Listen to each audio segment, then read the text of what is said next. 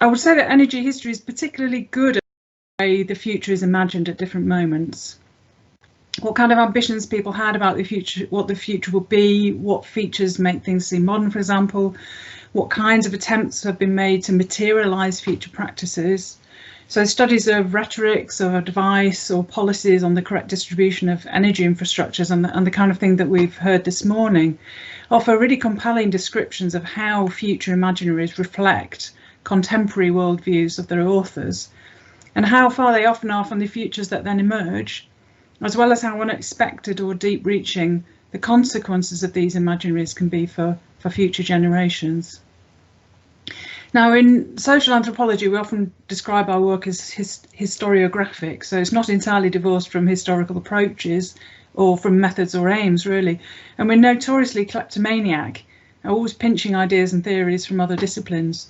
But there are obviously differences, particularly I think in the themes that occupy us and the theoretical debates, and I want to refer to some of them here.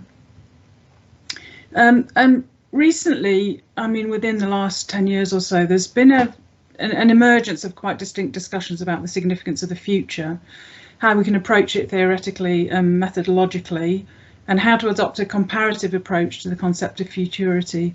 And we've discussed a number of different approaches to thinking about the future, thinking about anticipation, expectation, preparation, prediction, potential, and so forth. And also the notion of horizons of the future, which was posited by Jane Guyer, that there are temporal horizons that come in and out of view.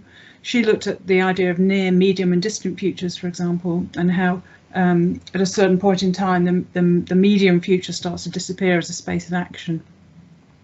And they tie very much into earlier work on temporality, where linear time, for example, was contrasted with cyclical time, repetitive time, or disjointed temporalities. And one of the features that's central to this way of thinking is the necessity for imaginative thought and creativity. So you could argue that thinking about the future is an imaginative exercise, and it entails different facets of imagination. So anthropologists of the future engage very much with notions of the imaginary.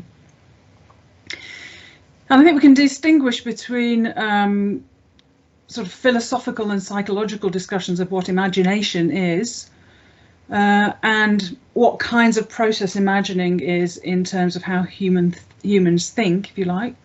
But we can also think about imaginaries as collective or shared ideas about how the world is, which I would argue are two rather different approaches. So there's a special issue in Ethnos that was edited by Sneath, Holbrad and Pedersen in, what was the date again, 2019, so quite recently,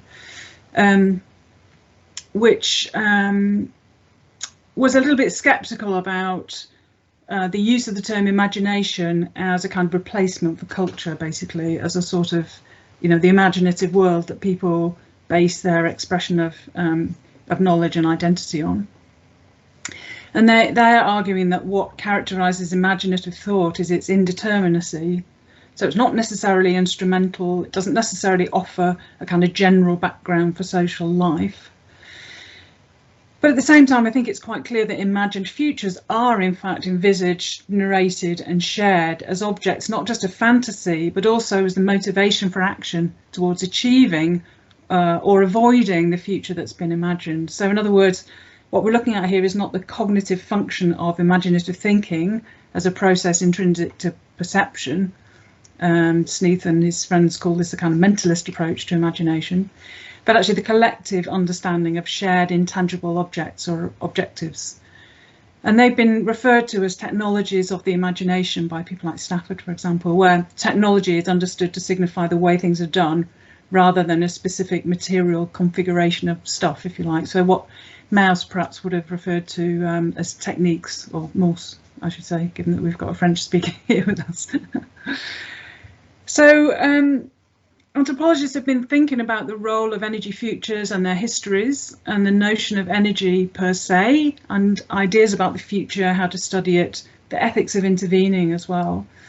An intervention might mean something like asking how we ensure that the users of future systems are involved in their design. So, for example, how should citizens participate in their own governance? or the governance of their energy services?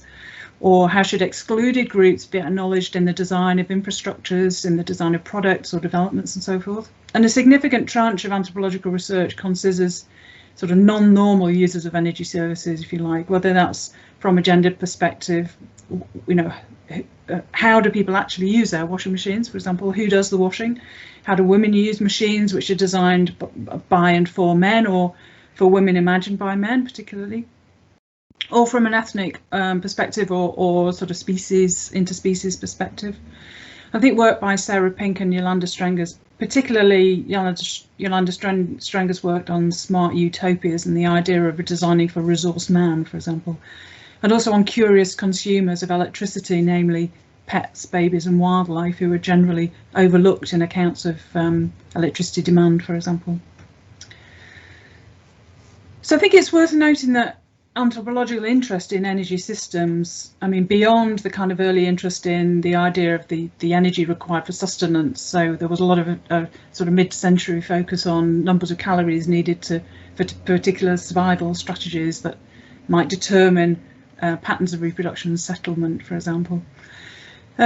A kind of newer interest in the energy industries, if you like, really began in earnest with the work of Laura Nader, who was studying the politics of electricity in California in the 70s, and soon realised that she wouldn't get very far by studying only the kind of lowly consumers. And it's surely no coincidence that Nader invented the notion of studying up, more recently expanded into sort of studying sideways as well. And in a discipline that had been sort of dominated by the idea that what was sort of morally right was studying what to Westerners were largely the marginal, excluded or minorities, she launched a full frontal effort to encourage anthropologists to study the powerful as well, so elites, governors, capitalists and so on. So rather than being in the neo-colonial situation of reporting the unwanted consequences of the policies and actions of the powerful, anthropologists also needed to study the structures of the powerful that led them to such uncomfortable outcomes for others. And since then, we've seen a really wide range of ethnographies of nuclear power and defence industries, of global consultancies, of government at all levels, from sort of parish councils to parliament, as well as various big firms in industries, including things as varied as IKEA, Silicon Valley, Wall Street, Bitcoin, charities and development NGOs and so forth.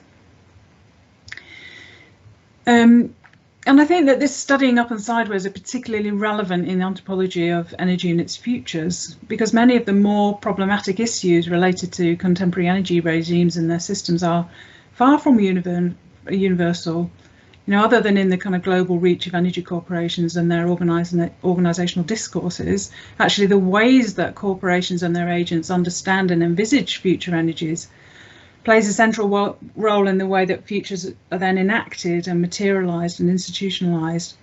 So whether this is what Jamie Cross calls the forms of capture that produce market-based approaches to humanitarian aid in the supply chains of solar lamps. So he's written about the kind of sort of global consultancy conferences in upmarket hotels and expensive places that meet to, do good by doing well,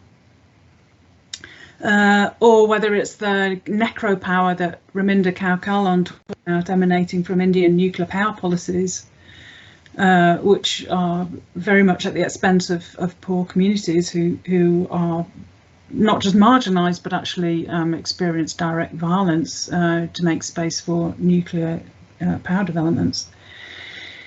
Clearly, the role of powerful actors is very much evident in the everyday lives of most of the population of the Earth, whether or not they have access to modern energy systems and particularly electricity, I think. So it's relevant then to ask what kind of material and imaginative tools and technologies are used in industry contexts to preempt possible futures and also to shape them in the way, or to shape the ways that energy systems can be engaged with. So how can we look at them in a way that removes the self-evidentiary character of the narratives adopted in industry contexts to highlight their socio-historical specificity? And what obviously the historical approach is central to that by showing perhaps the changes that have taken place and the deeper roots of some of the discourses that we use today. And another approach is to show how the languages of and practices of energy generation, for example, rely on technologies of government that reinforce cultural assumptions.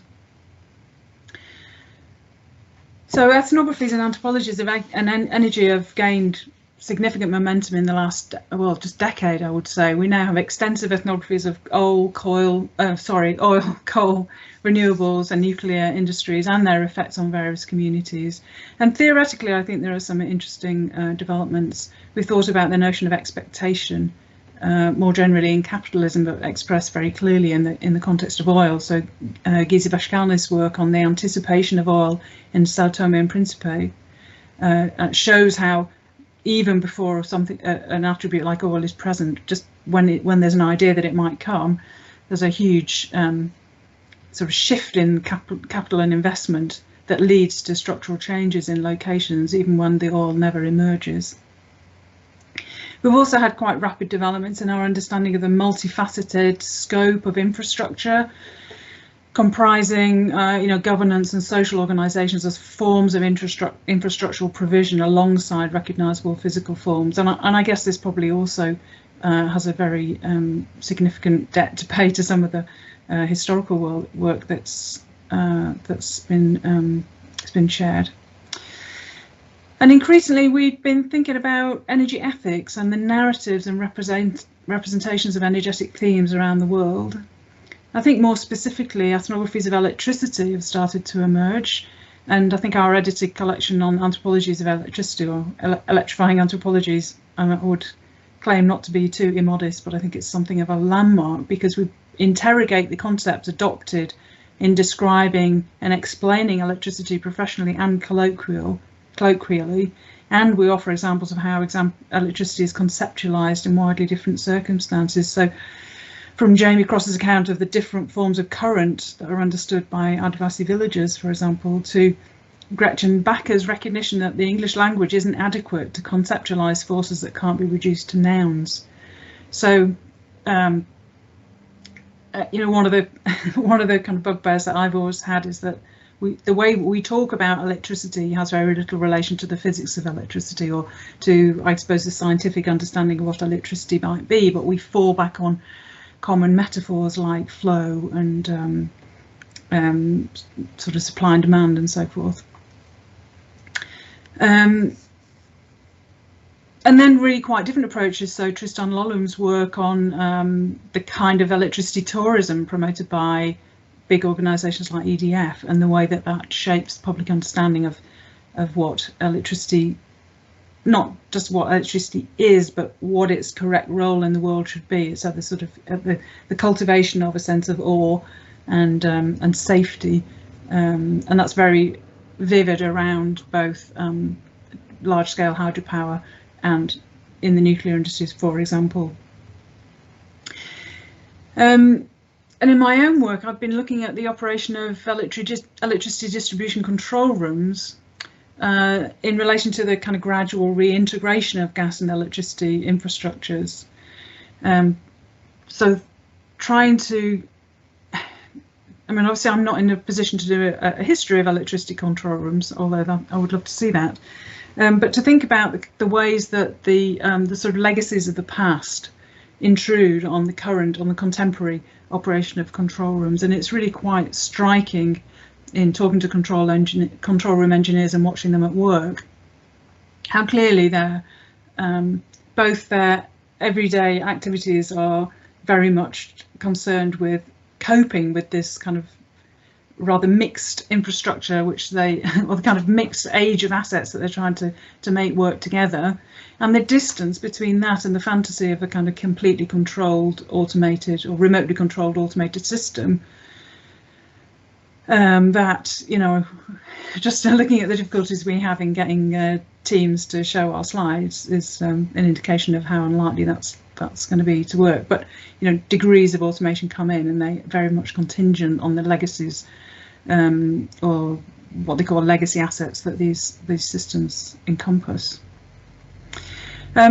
I have a longer term project as well, which is somewhat cut short by the COVID restrictions, because I've been trying to understand how energy system modelers frame their work as well, what sorts of judgments and decisions they make which might spin into ethical consequences in the longer term.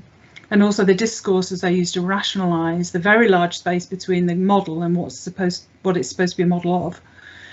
And I guess I can only hope that in the next few months of research leave, I might have an opportunity to make some headway with that work. So thank you very much for including me today. And if you have any questions about this or anything else, please do. Don't hesitate to get in touch or to ask me today. Thank you.